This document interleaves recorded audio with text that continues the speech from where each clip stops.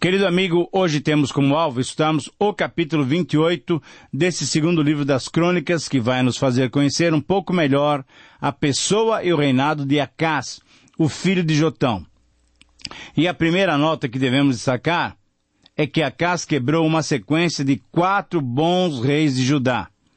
Ao invés de seguir os caminhos de Uzias, o seu avô, e de Jotão, o seu pai, o que Acás fez?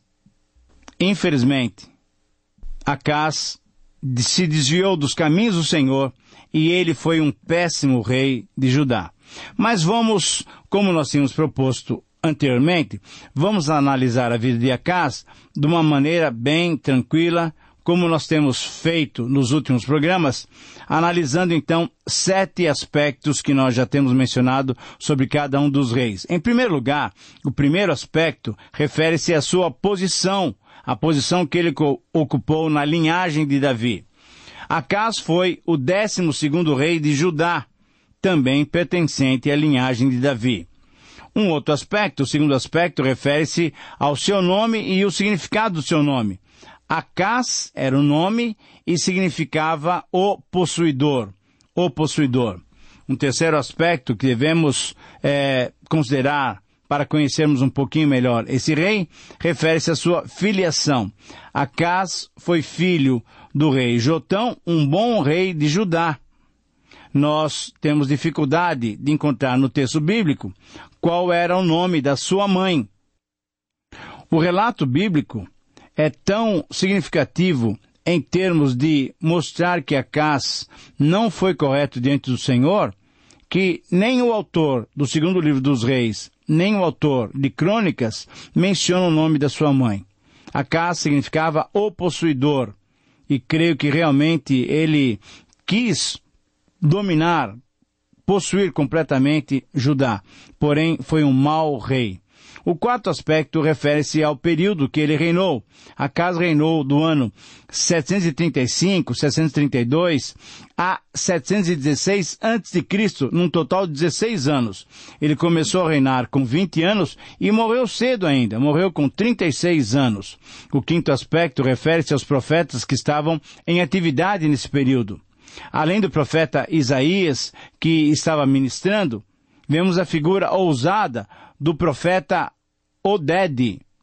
Do versículo 9 a 11, nós encontramos esse profeta sendo muito severo, falando claramente contra Acás, e proibindo, inclusive, Israel de levar os judeus derrotados na guerra que tiveram entre si, entre judeus e israelitas. Oded não foi conhecido como tantos outros profetas. Não teve uma fama, não teve o renome, mas certamente foi visto por Deus como um porta-voz fiel e trouxe o duro recado divino para o perverso Acás. Será que Deus nos avalia assim? Somos fiéis para Ele nos usar a qualquer momento e em qualquer situação? Ora, nesse período também tivemos o ministério de Miqueias, com preocupações declaradas com a vida agrícola do país, e nós tivemos, juntamente com Miqueias, o ministério de Oséias, que ministrou diretamente a Israel, mostrando, através da infidelidade da sua esposa, o que acontecia também na relação Israel e Yahvé. Um sexto aspecto que devemos mencionar para conhecermos o melhor, de uma maneira até infeliz, mas devemos conhecer o reinado de Acás, devemos mencionar os eventos que marcaram esse período. Então, em primeiro lugar, um primeiro evento, nos versículos 1 a 4, nós encontramos uma descrição do início do seu reinado.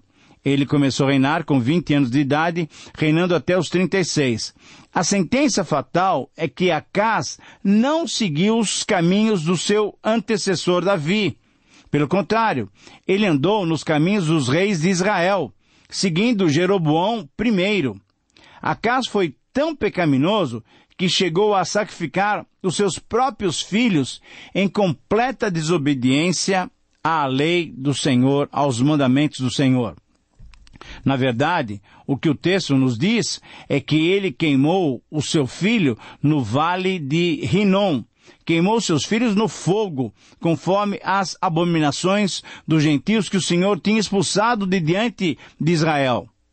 Ele sacrificou e queimou incenso também nos altos e nos outeiros, como também debaixo de toda árvore verde. Na verdade, o que nós percebemos através desse relato, capítulo 28, 1, 2, 3 e 4, é que Acás, infelizmente, não seguindo os exemplos dos seus antecessores, ele disseminou a idolatria e a adoração falsa por toda Judá. Um segundo destaque que devemos fazer, nos versículos 5 a 8, nós vemos com clareza a recompensa pelos atos desastrosos de Acás. O Senhor, então, permitiu que os sírios, os arameus, derrotassem Judá, levando muitos prisioneiros para Damasco. Também o reino do norte, os israelitas, sob o reinado de Peca, impuseram grande matança aos soldados de Judá, matando Maacéias, o filho do rei, provavelmente o seu futuro herdeiro, e os seus auxiliares mais imediatos. Nessa guerra, eles fizeram 200.000 prisioneiros de Judá e iam levando para o território de Israel. Por isso mesmo, então, o Senhor entregou na mão do rei dos sírios o povo de Judá, o povo que estava sob o governo de Acás. Por quê? Porque não estavam andando corretamente diante do Senhor. Filhos e filhas, mulheres, crianças, grande despojo foi o final da batalha contra Israel, e assim eles levaram o povo judeu para o cativeiro ali, para Samaria. Agora surge esse profeta não muito conhecido, nos versículos 9 até 11, o profeta Oded. E demonstra esse profeta Oded uma grande ousadia. Oded deu uma palavra muito positiva contra o exército de Israel, proibindo que eles levassem cativos esses 200.000 judeus que foram disciplinados por Deus por causa dos pecados de Acás. Acás era o responsável por toda aquela situação. E esses 200.000 judeus cativos estavam sendo levados para Samaria por causa de Acás.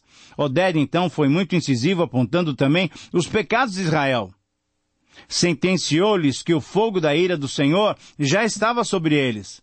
Esse profeta, que só aparece aqui, demonstrou que, mesmo que Deus permitisse Israel lutar contra os seus irmãos judeus, pelo ódio e violência com que tinham tratado os judeus, eles também, os israelitas, estariam sob a ira do Senhor. No versículo 10, Oded confronta claramente: e agora vocês pensam que podem sujeitar os filhos de Judá e Jerusalém como cativos e cativas? Era uma pergunta muito clara, muito objetiva. A resposta lógica seria sim, porque nós ganhamos a guerra. Mas Oded enfrentou Israel dizendo o seguinte: será que vocês mesmos não são culpados contra o Senhor, Deus de Israel? Ora, ouçam a palavra do Senhor e voltem, se arrependam e tornai a enviar os prisioneiros de volta para Judá. Um quarto destaque que devemos fazer nesse período do reinado de Acás, nos versículos 12 a 15, nós encontramos que alguns líderes de Israel foram sensíveis à voz de Oded e atenderam a palavra do profeta e libertaram então os prisioneiros judeus. Nos versículos 12 a 15, nós encontramos exatamente esse relato. Nós temos então o nome de algumas pessoas importantes, a saber, Azarias, Berequias, Jeisquias, Amasa. Todos eles eram homens sinceros, piedosos, que embora estivessem no Reino do Norte, eram sensíveis à voz do Senhor. E eles então disseram: não devemos deixar esses cativos aqui. para que a nossa culpa por estarmos já andando contrariamente à vontade do Senhor não seja ainda maior. Será que vocês não conseguem perceber que se fizermos isso com o povo de Judá, isso é, com o povo que Deus escolheu, a nossa culpa cresceria muito mais ainda? Então, no versículo 14, nós encontramos que os homens armados deixaram os cativos e o despojo diante dos príncipes e de toda a congregação. E no versículo 15, eles foram apontados por seus nomes, se levantaram, tomaram os cativos, e aí, numa atitude muito interessante, nós percebemos um amor, um carinho, um cuidado que os israelitas tiveram com os seus cativos judeus. Nesse relato, é importante nós observarmos alguns pontos. Primeiramente, a submissão dos israelitas à voz do profeta de Deus. Em segundo lugar, a consciência de que estavam em pecado diante de Deus, pois reconheceram que teriam ainda mais culpa se recebessem os prisioneiros judeus. Um terceiro ponto que vale a pena mencionar é a atenção bondosa demonstrada aos prisioneiros judeus. Eles deram-lhes roupas, calçados, alimentação e, inclusive, ungiram cada um deles com óleo, numa demonstração de que, mesmo estando longe de Deus, estavam sendo mais justos até do que Judá, que era o povo de Deus. Um quinto destaque que devemos fazer, no capítulo 28, 16 a 21, nós encontramos mais consequências pelos desatinos de Acás. Por causa das desobediências de Acás, também os edomitas foram levantados contra Judá. Acás, que estava completamente desviado do Senhor, ao invés de se arrepender e buscar se fortalecer no Senhor, ele buscou ajuda no rei da Assíria, Tiglat-Pileser. Conforme o relato do segundo livro dos reis, em 16:9, o rei da Síria, na verdade, deu uma ajuda temporária para Judá. Porém, como diz o autor desse livro das crônicas, os assírios causaram mais problemas do que ajudaram. E, na verdade, o que percebemos é que Judá foi tão humilhado que os presentes que Acás deu ao rei da Assíria, conforme o versículo 21, indicam que Judá, na verdade, estava se tornando vassalo daquele país que era muito cruel com seus inimigos. Mas, querido amigo, tudo isso estava acontecendo porque Acás tinha feito todo o mal contra Deus e também fizera o povo pecar contra o Senhor. No verso 19, nós encontramos uma palavra muito clara. O Senhor humilhou a Judá por causa de Acás, o seu rei. Por quê? Porque ele se ouve desenfreadamente, havendo prevaricado grandemente contra o Senhor. Na verdade, Acás, veja bem, querido amigo, Acás, o rei de Judá, tomou despojos da casa do Senhor e da casa do rei, tomou despojos dos príncipes e deu como presente ao rei da Assíria. Isso é, tornou-se espontaneamente vassalo do rei da Assíria. Mas isso não ajudou. Na verdade, como nós já dissemos, apenas complicou mais a situação de Judá diante da Assíria. Um sexto destaque que devemos fazer, nos versículos 22 a 25, nós encontramos a descrição clara da dureza do coração desse rei, do rei Acás. Mesmo tendo passado por tantas dificuldades, Acás não se arrependeu. Ele não se converteu. Acás não buscou o Senhor e por isso, então, a mão de Deus pesava ainda mais sobre ele e sobre o seu reino, sobre o seu reinado, logicamente, sobre o povo de Judá. Acás, ao invés de se arrepender, ofereceu sacrifícios aos deuses de Damasco, aos deuses sírios que tinham derrotado Judá. Porque veja bem o que ele pensava. Ora, se esses deuses foram poderosos ao ponto de nos derrotar. Logicamente, esses deuses são mais poderosos que os nossos deuses, que na verdade é o único Deus verdadeiro. Então eu devo adorá-los, porque ele derrotou o meu Deus. Mas Acaz esquecia-se de quem realmente era o seu Deus. Deus é o único, verdadeiro. Deus é o Criador. E era Deus quem permitia essa vitória dos sírios, porque era uma disciplina contra Judá. Deus estava contra Acaz e, consequentemente, estava contra todo o reino de Judá.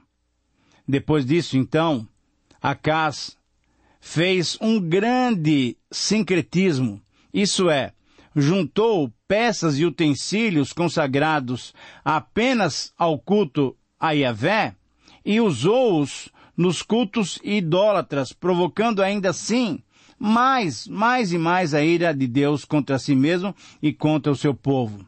Essa atitude sincrética, muitas vezes nós temos visto hoje em nossa pátria, em que nós pegamos peças, ideias, símbolos de diversas religiões e misturamos tudo para apresentar alguma coisa agradável ao povo. E o povo enganado aceita isso, pensando que isso é a palavra de Deus. Querido amigo, nós temos que distinguir claramente apenas duas ordenanças Jesus Cristo nos deixou: o batismo e a ceia. Nada mais deve ser simbólico para um verdadeiro cristão. Nós estamos vendo hoje um sincretismo assolando uma grande parte do cristianismo chamado gospel. Precisamos cuidar disso. Acaz usou desse sincretismo e provocou a ira de Deus ainda mais contra si e contra o seu povo. Enfim, em sétimo lugar, um sétimo destaque com relação aos eventos que fizeram parte do seu reinado, nos versículos 26 e 27, nós temos as narrativas finais sobre o rei Acaz. O texto nos relata que o restante dos seus atos, todos os seus caminhos, que foram caminhos tortuosos, tanto os primeiros como os últimos caminhos, todos eles estão escritos nos livros dos reis de Judá e, logicamente, nos livros dos reis de Israel. Acaz morreu e dormiu com seus pais. Sepultaram Acaz na cidade, em Jerusalém. Mas veja bem, querido amigo, não o colocaram no sepulcro dos reis de Israel. Por quê? Porque foi um homem completamente contrário à vontade do Senhor. Graças a Deus, nós temos uma nota final de esperança no versículo 27. E Ezequias, seu filho, reinou em seu lugar. Ezequias, como nós veremos no próximo programa, foi um bom rei, tirando então tudo isso que Acaz fez de mal para o reino de Judá. Esses versos, na verdade, versículos 26 e 27, mostram que houve uma vida frustrada diante do Senhor, uma vida completamente distante do Senhor. É um relato melancólico, que mostra o fim de uma vida totalmente desobediente ao Senhor, uma vida vivida em rebeldia contra Deus. Acaz terminou seus dias sendo um mau exemplo para quem quisesse estudar a sua vida. Portanto, o sétimo aspecto refere-se ao resumo conceitual do seu reinado. Tanto o autor sagrado do segundo livro dos reis, no capítulo 16, versículo 2, nos diz que Acaz não fez o que era reto perante o Senhor, seu Deus, como o autor desse segundo livro das crônicas também afirma, de modo muito claro, que Acaz não fez o que era reto perante o Senhor, como Davi, o seu pai. Isso é, ele andou nos caminhos dos reis de Israel e fez até imagens fundidas a Balaíns. Também ele sacrificou e queimou incenso no vale de Inom, queimando seus próprios filhos, segundo as abominações dos gentios que o Senhor lançara de diante do seu povo. Querido amigo, realmente esse é um resumo triste de uma vida longe de Deus. Agora, devemos lembrar que não é a visão de um homem, do cronista ou do autor do livro de Reis. Não, é a visão do próprio Deus sobre a vida desse rei. A pergunta é, como será que Deus tem visto a sua e a minha vida? Com que frases ele resumiria o meu e o seu viver? Fez o que era mal ou fez o que era reto diante do Senhor? Ah, querido amigo, vale a pena refletir sobre isso. E, com certeza, a lição que aprendemos na vida de Acás é que não podemos copiar o seu proceder. Um procedimento iníquo, pecaminoso, desrespeitoso para Deus não deve ser copiado. A Bíblia é rica por isso mesmo. Ao invés de só mostrar bons procedimentos, ao invés de mostrar somente os heróis da fé, ela mostra também aqueles que caíram, aqueles que fracassaram, aqueles que desobedeceram a Deus. A Bíblia nos mostra esse tipo de gente como um aviso, como um alerta, como uma advertência. Cuidado, não vivam dessa maneira, pois essa não é uma maneira agradável a Deus. Que Deus nos proteja desse tipo de vida, e que o Senhor nos dê condições de vivermos somente para a sua honra e para a sua glória. Que Deus o abençoe. Um grande abraço e até o próximo programa.